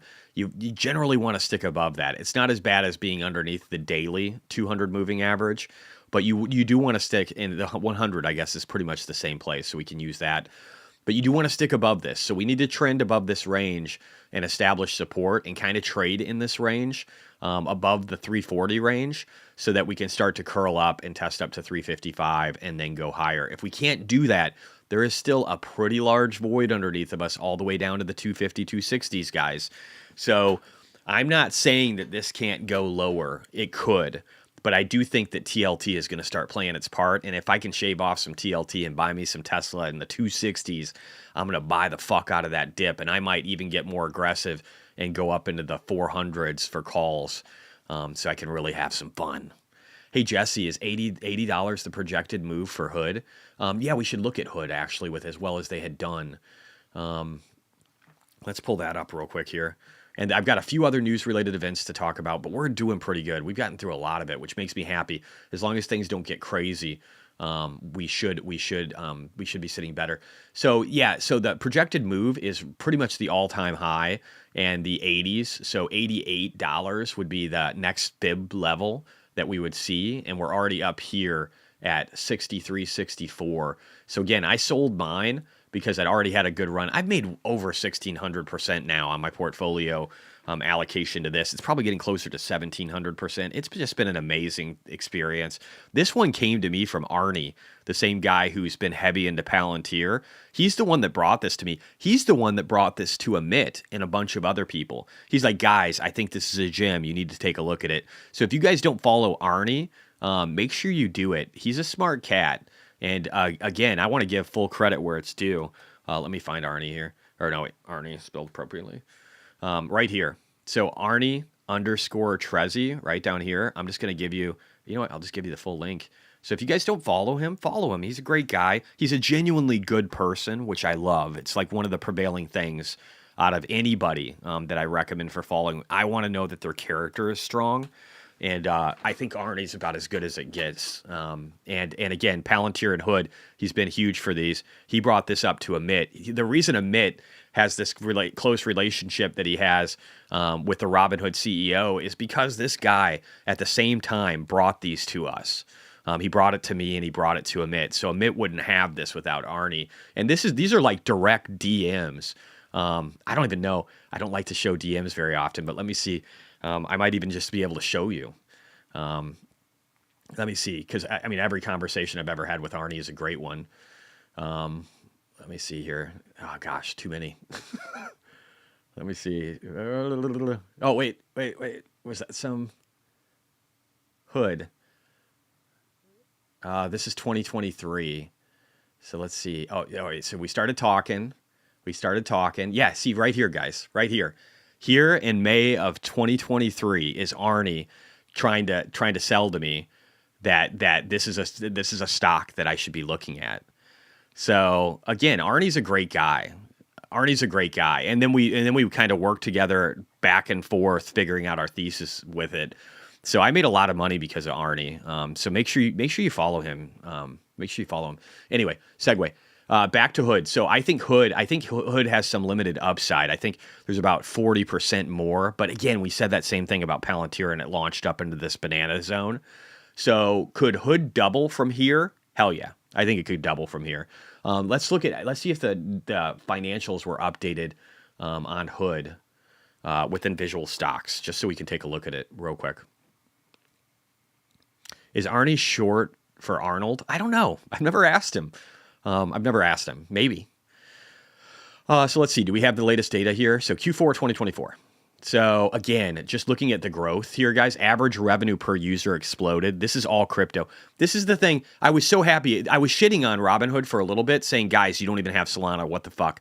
And then they fixed that. And that's when I went back into the stock again for my third or fourth leg.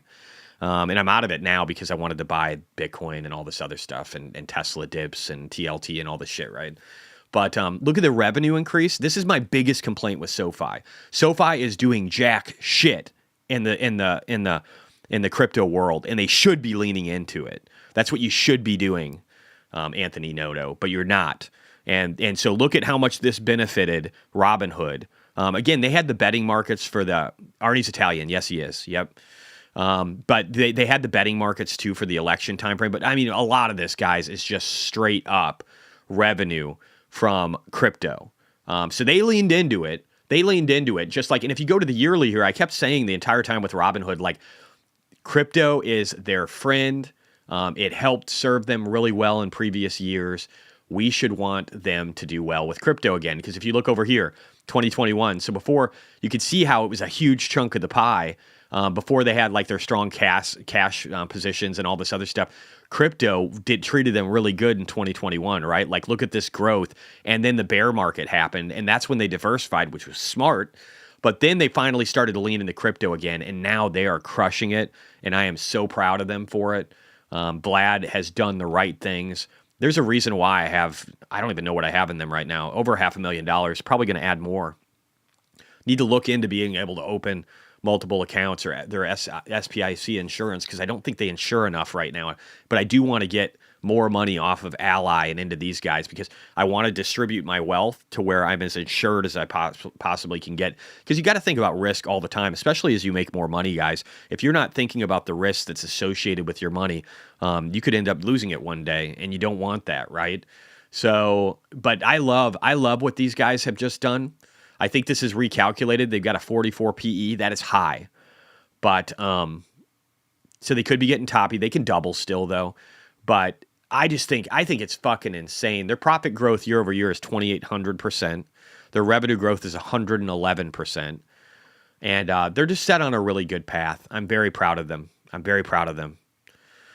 An Italian named Arnold. I don't know. You guys are all caught up on that. Gary, Jesse, are you totally out of SoFi? I am. Yeah. No, I post, guys. All you have to do, if you ever want to see where I'm sitting, this was posted February 10th. So you've got an up-to-date chart from 3 days ago. It shows my allocations in here. I share this with everybody. Okay. This isn't behind a paywall. So yes, I do own some. I own like some really small amounts in an account where I get paid by X. And so I just buy extra shit. But I am upset with SoFi, actually. I think they need to be doing more of what Robinhood's doing. I think Robinhood's going to eat their fucking lunch. I do think that banks can do well in the near future, though, so who knows? Are you thinking about getting another leap? No. I'm not getting a leap in Robinhood, guys. I've enjoyed the ride. I will not ride. I'm not gonna jump into this like people are jumping into Palantir right now, being like, Palantir is the next big thing. Have you heard about it? Now, don't get me wrong. They're only up 700%, which is nothing compared to Palantir. And could they double? Could they go to 120, 150? Maybe. And then maybe it turns into a Palantir where you got a 1,700% return. But here's the thing I don't like. That's only a doubling from here. So if you didn't I made this number right here. I've already made that fucking number, okay? I've already made it. I'm good. And there's other opportunities that are much more asymmetric for me. But again, I will diversify into good companies. As I make shit tons of money, if I get to my 15 to 20, I might even raise that goal, guys. TLT is something I didn't expect. We got 1 minute until the bell opens. Let's jump over. TLT is something I didn't expect to have. And so I might raise my goals. It might not be 15 to 20 million this year. It might be 20 to 30. We'll see. But if I make that kind of money, I will diversify back into Palantir. I will own probably $1 million in Anduril. I will own Robinhood. I will own all these things. They were all of a sudden recast as a potential AI loser. Really a lot of pronounced downward revisions in terms of what... No, they had, with their bank charter, they were running into issues, but all those issues are being corrected with the CFTC now. The China business would SoFi do. can be, there's totally a green light to get into crypto. Their banks are getting into fucking crypto. There's no excuse. They should be leaning in hard right now, and they should be signaling that right fucking now. Robinhood will eat their lunch. Keeping everybody not too far from the center of the game. I mean, there was a little suspense in this announcement from Apple and Baba because originally we thought maybe they would partner with DeepSeek, you know, in China. They needed an AI partner. Maybe it would be Baidu because they've already had a partnership. Ding, ding, ding, ding, ding, ding. The other side did say they were very selective, and in the end, they chose to do business. No, I don't. I'm very happy with my Bitcoin and crypto exposure right now. I think we have a long way to go. But so we got rid of the bell. Let's hop over here real quick. We'll use Hood and we'll look at the heat map. Well, you know, the heat map's always delayed. Let's just look at the watch list over here and see where things are going. So we got Hood up 12.4%. Again, great quarter. That might come down a little bit because the PE, the forward PE is pretty high, but who knows? Trump rocking in it, sitting in number 2 out of my watch list. God bless you, Donald Trump. Iron just dropped. Again, they had their earnings yesterday too, guys. And they were good. I didn't look all into it. Do you guys know what's going on with Iron? Do you know? Again, I talked about possibly doing a live stream with their earnings, but I just didn't. I wasn't up for it yesterday. But I don't know how they're doing, so let me know. But yeah, Trump crushing it. Let's just sort here by percentage again and see what we're looking at. Tesla in third place out of my list. SoFi up today. Freddie Mac up today. Micron, Biddy, TLT up 1%. Looks like the Russell starting to creep up. Bitfarms up. Bitdeer up. I think you know what people didn't like about Iron, and tell me if I'm wrong on Iron, guys. No HPC AI contract. Yes, that's what I was going to say. So it's two things with Iron. So I think a lack of a contract and actually being like, oh, hey, we've got people that are willing to pay us for all of our shit. I think that hurt them. And I think not having a physical stack. So there's a reason why I own CleanSpark, Mara, MicroStrategy, and Iron, because I'm diversifying my risk. And I think they kind of fucked up there, right? I think they kind of fucked up there. And that's why Iron's down 4-point-something%. Maybe it's bouncing. Is it bouncing? It moved on me. Maybe it's bouncing now. Let me see if it is. It's no, it's down 4%. So people are buying here, so that's good. That's good for Iron. Yeah, but I think I love that TLT is above 1%, guys. I love that. We're gonna make some money off of TLT. And I love that Tesla's up today. Let's see if it can hold on to its gains. Mara just being smashed recently. I think Mara is going to be a great investment. Let's segue to Mara.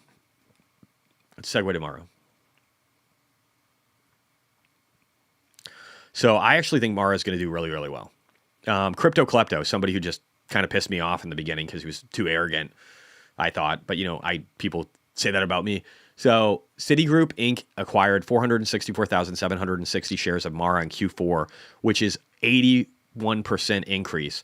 So this is what we're seeing, especially with the Bitcoin hodlers. We're seeing large amounts of money being funneled into them by major investors. So while retail gets scared and runs away because they have no kahunas, I lean into that pain, and then the big dogs are buying, and the big dogs are buying for a reason. They'll let this thing pump once they're fully in, and then you'll see it going up a lot. Kumar, Jesse, what's the thesis on CleanSpark calls? Are you anticipating a big move before July? Yes, but I have not been adding heavy to that. The money that's sitting in there is only like $200,000 now. It's not a lot of money. It's went down a lot. And that's probably about the limit. I did buy a few more calls because they're just so fucking cheap. But I will be selling in the 20s, the 20 to 25 range. I will start selling out of that because there'll be more risk, and that's when I'll be pulling away. But I'm very happy with my BITX. I'm very happy with a large MicroStrategy position.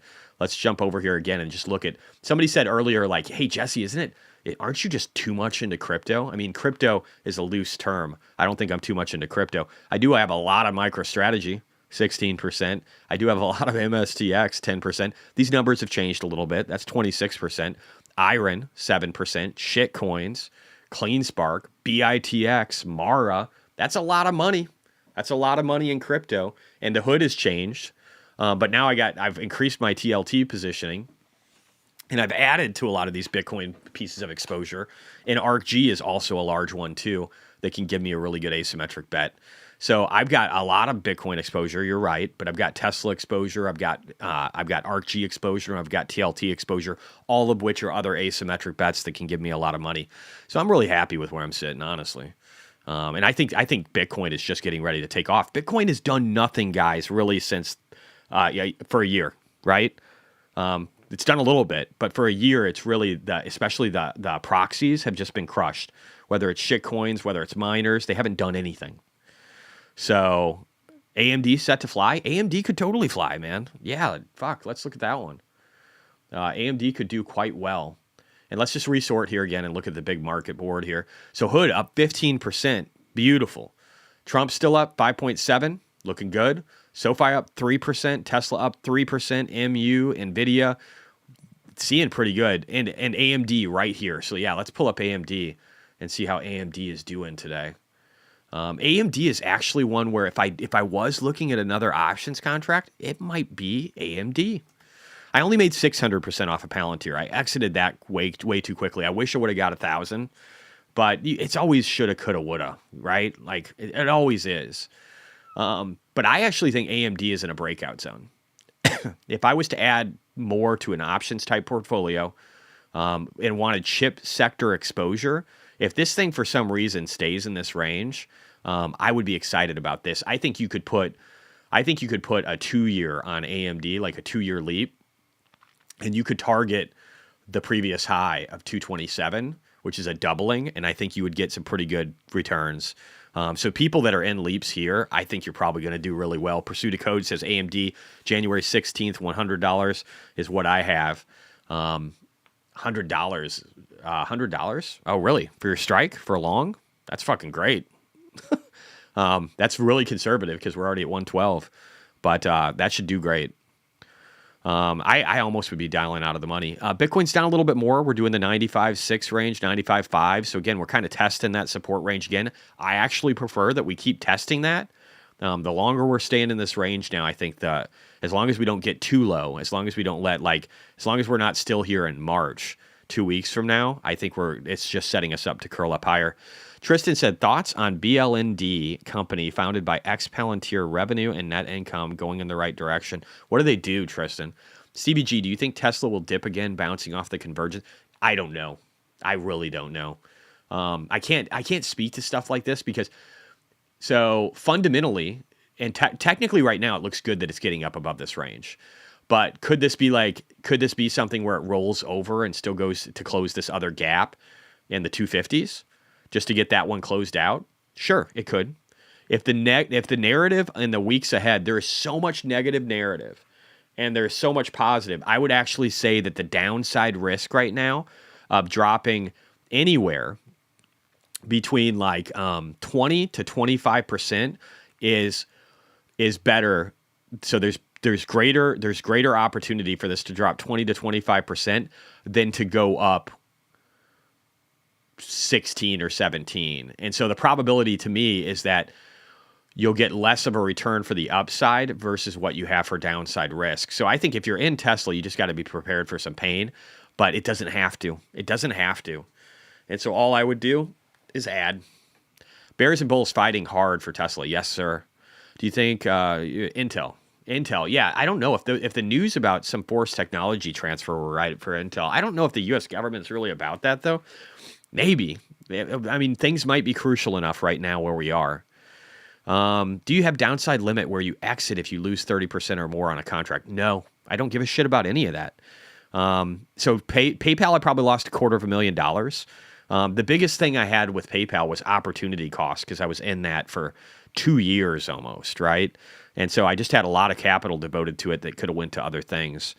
But no, I don't care about anything like that. What I care about is, do I think my thesis is correct?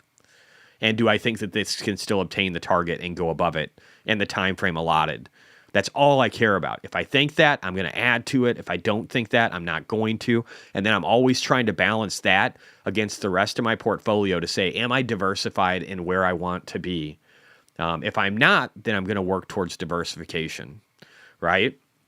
So I might not add to CleanSpark a lot right now at these levels because I already have 4,300 contracts and it's down 65% in its position. So, and again, that gold, my target price for that is $37. Right now, we're at, $10.23? So that's a long way from now. So we'd have to get into the 20s before these contracts really start to look juicy again, and it would have to do that in short order. So I don't want to add a lot more to that risk. If anything, I'd end up buying maybe something that would be lower. But honestly, I'm not interested in getting more leap type things for the crypto and Bitcoin sector. I would rather just like MSTX is enough for me, and that's it. And I'm okay with just sitting in Mara. I'm okay with sitting in IRA, and I'm okay with the rest of my positioning. IV is really low on CleanSpark, MSTR, Mara, so you can get far out of the money for cheap. Yeah, it's just, again, but there's risk associated with that, and I just don't care. I don't want to add a lot more time-related risk right now. Vlad is on CNBC? Fuck, thanks for telling me. Let's check it out. See what he has to say. Robinhood adding to the strong start to the year, up around 70% in 2025. And joining us, I will probably have to go about 20-30 minutes because I need to do this trip. I need to make it all the way to Minnesota, like well into it, 3.5 hours from where I am. First on CNBC is CEO Vlad Tenev with our Kate Rooney. Hey, Kate. Hey, Carl. Good morning. Vlad, it's great to see you. Thanks for being here in person. Thanks for having me. So big quarter for you guys. Stock is up double digits overnight. Crypto was the big driver, ton of trading activity. And you think about Q4, that was really the post-election rally that you saw. What kind of momentum are you seeing in this quarter into 2025? And what signals are you seeing that can potentially continue? Yeah, Q1 has been strong so far. We've seen the momentum continue. And, you know, crypto's been a big story. Obviously, it's done well since the election, and our crypto revenues were up 700% year over year. Crypto volumes up over 400%. But it was also a balanced quarter. I think one of the main advantages of Robinhood as a platform for our crypto traders is you can also trade options and equities and futures alongside earning a high yield on your cash. 16.5%. And so there's just many reasons why you would move your assets into Robinhood. And that drove net deposits to over $50 billion for the year, which was up a very large amount over the previous year. So crypto, I think, gets the headline, but it was just a diversified all these other quarter exchanges. With, you know, now we have nine business lines generating over $100 million in annual revenue. How much of an overlap is there between that customer who's trading crypto and trading options and equities and everything you talked about? We tend to see that for our active traders, they actually tend to be the ones that adopt all of our products. They're adopting retirement more quickly. They tend to adopt crypto and trade crypto. They go between assets. So they've been adopting futures, which is a new business that we have. And then Robinhood Legend. You know, Robinhood Legend was a little bit of a dark horse in this earnings call, but we announced that that's already a $50 million business after just 2 months of being live. So that's been growing incredibly quickly. And that's for professional traders, that Legend, just to be clear. That's our desktop platform for active traders. You also talked about some other asset classes, sports gambling or sports contracts, it seems like is a big opportunity. What went down with the Super Bowl contracts? You guys launched that, and then the CTFC intervened. With that backdrop, do you feel confident that you can actually get into this sports contract arena? Yeah, I mean, let me just say that prediction markets are the future. I think they're the future not just for traders, but also for news and information. So I've been a big believer in the power of prediction markets for a long time. And I think there's a ton of value, both for trading and also as a source of information. So we're gonna be going big, and we're gonna be a leader there. We were disappointed in the CFTC's sort of like way of handling that. I think you know, the fact that it was okay for others to offer this product, but, you know, for Robinhood, it was not, I think was not ideal. But we're going to continue to push for clarity here. You know, we recognize there's not a lot of clarity because it's a new innovative asset class, but I think we're going to push for that and we're going to get that. And Robinhood will be a leader in offering these new innovative products to consumers. Have you thought at all about a potential reputational risk? You know, there was a time a few years ago, you guys were fighting this perception that Robinhood was gamifying stock markets. You guys have come so far from GameStop and now have retirement accounts or going after this more sophisticated trader. Do you worry about getting into sports gambling and what that might mean for some, you know, in terms of the perception of Robinhood? Yeah, I mean, I think that these prediction markets are qualitatively different than sports gambling for a couple of reasons. One is these are CFTC federally regulated event contracts. And what that means is instead of, you know, betting against the house or setting a line, this is an exchange, a designated contract market where buyers and sellers are meeting. So you're not, you know, setting a line. So I think it's very different. I also think that, you know, if you think about the news, right, I like to think about prediction markets as the next generation of the news. And we know the news is economically valuable. You know, people pay for getting the newspaper. They pay indirectly for, you know, shows like this through advertising. And so if you get the news before it happens, that should be even more economically valuable.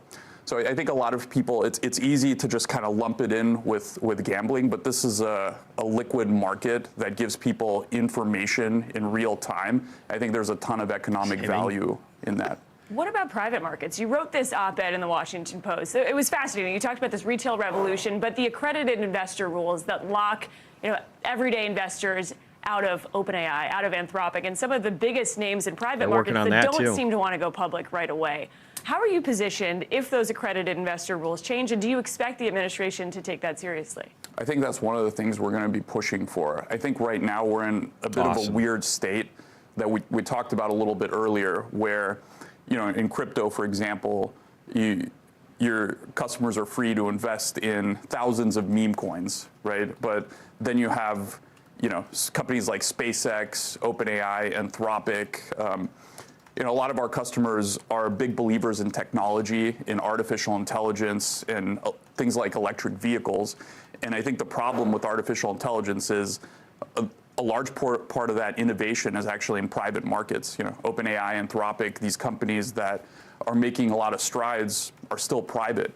And so the returns, and some of the private investors that are in these companies have been sitting on returns of 1,000x plus, are not available to retail. So we think the juxtaposition of that doesn't make sense. You can invest in meme coins freely, but OpenAI and SpaceX and companies like Anthropic are too risky. So I think we need to fix that. What does that look like? Is that a knowledge-based test? If it's not a net worth test, what would you suggest in terms of adjusting that?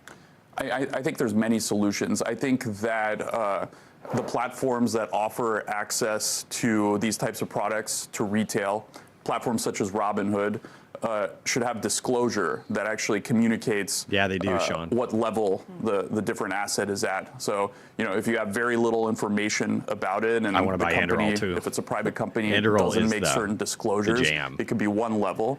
And then some companies actually make disclosures at public company level while they're private, and that would be a different tier.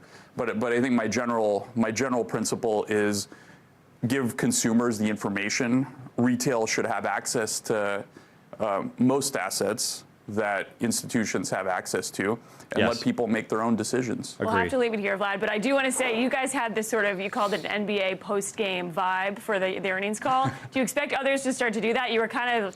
Yeah, they're doing a great job with presentation. I think they've stepped up their game a fucking ton. It's really awesome to see.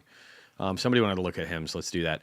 My MSTR quant told me that if BTC closes the weekly above 104,500, that will be confirmation of a breakout for week 16 of the parabolic cycle next week. Hold what you got this week. Yeah, I think it'll do really well. Let me just let me pull something up real quick on that. Let's look at the weekly. So, guys, this looks beautiful, right? It's the .618, and we've done a good job maintaining above it. And it looks like, if you look here, this looks like a bull flag before heading higher.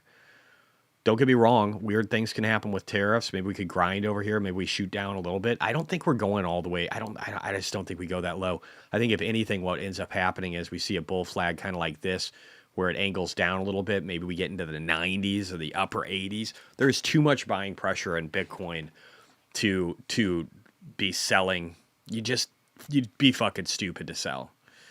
You'd be stupid to sell right now. You'd have to be a fucking idiot or very new. One of the two. Anyway, let's pull up HIMS, and then I'll probably call it here, guys, because, again, I need to get ready. I got a trip. So... HIMS. So, yeah, wow. So what is short interest? You guys said 30%? That's retarded. So, this is good, right? Like we said, hey, this is previous resistance. It found support on it, and then it started to rip because there's a bunch of short interest that shouldn't be there. And so in a very short period of time, from January, so a month ago, this thing has went up 100%. It is an $11 billion cap. The next fib is up here at $97. So a quick doubling. Whether or not it back tests first before doing that, I don't know. But right now, so let's look here. So this thing is up from October of 2023. So 2024, a little over a year, about 15 months. This thing has went up 800%. That's a pretty good return. Let's look at what the financials look like for HIMS, though, real quick. Do they make sense? And I think this company's actually done really good. I like their products, too. I use them. I use the products of everything that I own. I think you have to. I mean, it's hard to argue with a quarter where you made 76 million and revenues increased. We're looking at 77% revenue growth year over year. We're looking at finally becoming, profitable 4 quarters in a row. This looks like a company, the free cash flow is increasing. I don't know. This looks like a great company. And I think does HIMS just get even better in an environment with Robert F. Kennedy and deregulation and I don't know. Maybe it gets a lot better. HIMS, this looks good.